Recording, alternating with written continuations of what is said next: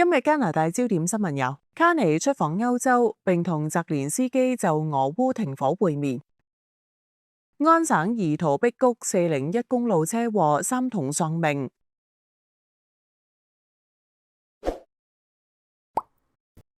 立即訂閱我哋，緊貼加拿大新聞時事。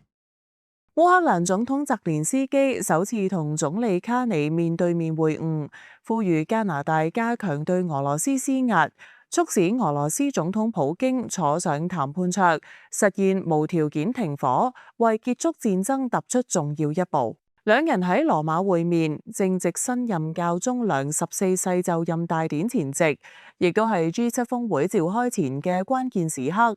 澤連斯基指出，若果唔對普京施壓，戰爭難以結束。佢強調需要全球行動嚟促成和平。卡尼表示，加拿大堅定支持烏克蘭，並邀請澤連斯基出席6月15至17號喺亞省卡納納斯基舉行嘅 G7 峰會，討論戰後和平安排。佢補充，冇烏克蘭嘅參與與支持，唔會有真正嘅和平。卡尼此行亦都同歐盟委員會主席方德拉人以及舊年 G7 主辦國意大利總理梅隆尼會晤，進一步鞏固國際合作。梅隆尼喺羅馬基吉宮迎接卡尼時播放加拿大國歌，並表示當前係對加拿大充滿挑戰嘅時刻。卡尼回應話，透過大家嘅價值觀與夥伴關係，可以令到 G7 更加進一步。另一方面，美國總統特朗普星期一同普京通話超過2個鐘，話雙方將會即時展開停火談判。特朗普亦都同澤連斯基以及歐洲領袖通話，希望推動停火進程。佢表示，雙方會自行就具體條件協議，並強調若果傾唔埋，佢會立即放棄協調工作。普京喺通話之後表示，願意繼續磋商和平方案，並提出起草未來和平條約嘅框架備忘錄，但係強調俄方關注嘅根源並未解決。目前加拿大喺 G7 中嘅角色備受關注。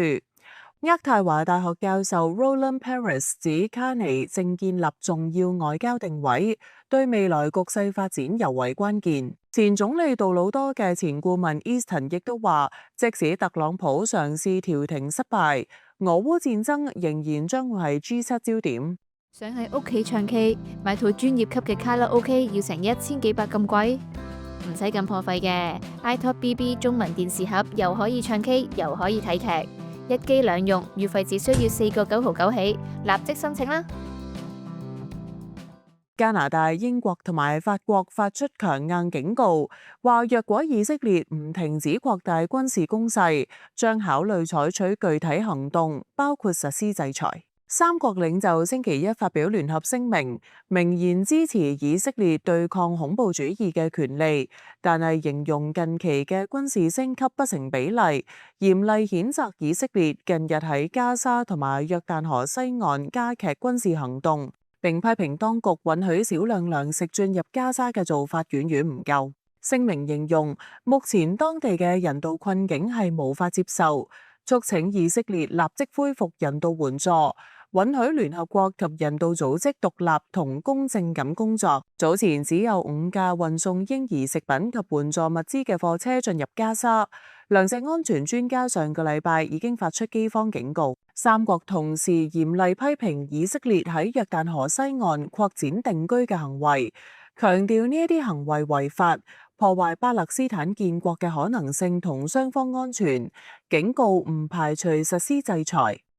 多倫多殘貓夜市返嚟啦！今次新加入大懶瞓貓同巨型水豚，5月23號到25號百寶商場見。加拿大總理卡尼星期日下晝於梵蒂岡聖伯多祿廣場出席教宗良14世嘅就任彌撒，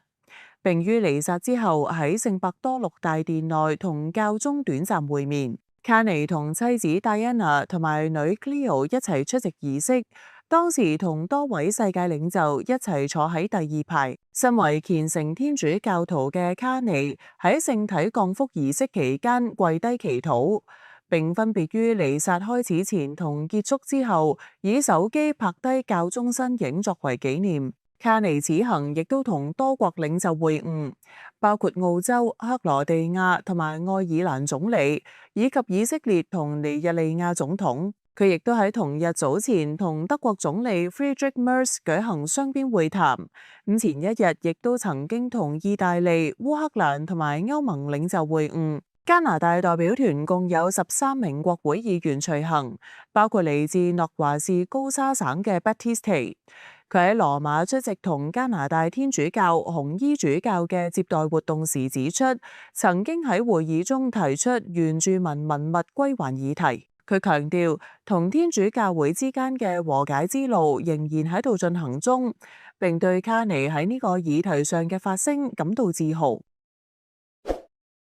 5月18號凌晨，一場嚴重車禍奪走3名兒童嘅性命。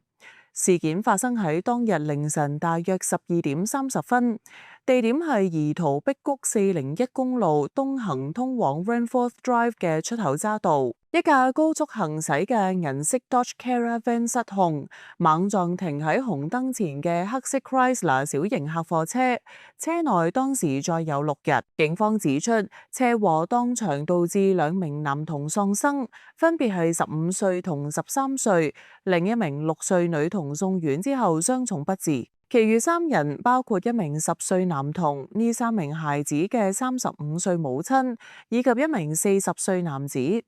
佢哋初時情況危殆，送院之後轉為穩定。警方證實，肇事司機係嚟自 Georgetown 嘅19歲男子 Ethan Lihulili， 已經當場被捕。佢被控12項罪名，包括危險駕駛導致死亡同交通工具操作不當導致死亡，已經喺當日上晝喺保釋法庭出庭。多倫多警隊處理當值督察 Bahir Savanandan 表示，呢個係一個因為一個人選擇酒後駕駛而導致家庭破碎嘅慘劇。安省省長杜格福特對事件表示哀悼，並喺社交平台 X 上發文話，對3名年幼孩子嘅無辜死亡感到心碎，表示呢一名涉事者應該受到最嚴厲嘅懲罰。因為調查關係，Ranforth Drive 一度封閉，現已重開。多倫多警方呼籲曾經於凌晨時段喺401公路東行方向見到或者錄低呢一架 Dodge Caravan 行駛情況嘅市民，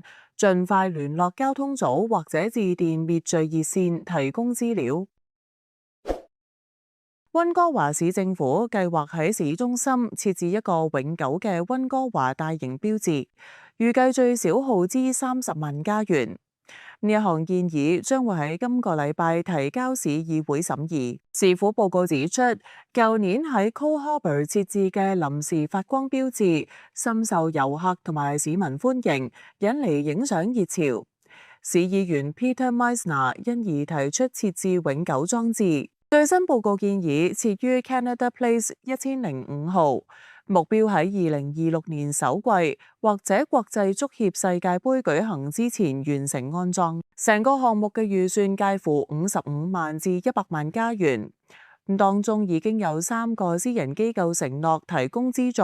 各出資20萬加元。而市中心商業促進會亦都會提供資金，市府將會動用30萬加元公帑，資金嚟自營運預算中嘅盈餘項目。不過報告警告，撥款或者會削減日後應對突發財政壓力嘅資金。報告又指，中美貿易戰引發嘅經濟不明朗，或者令到造價隨時變動。市府強調將會諮詢原住民意見，並加入具意義嘅文化元素。標誌落成之後，預計每年維修成本為5萬加元。歡迎大家喺留言區講下你對今日新聞嘅睇法，仲有記得俾 like 同埋分享俾朋友啊！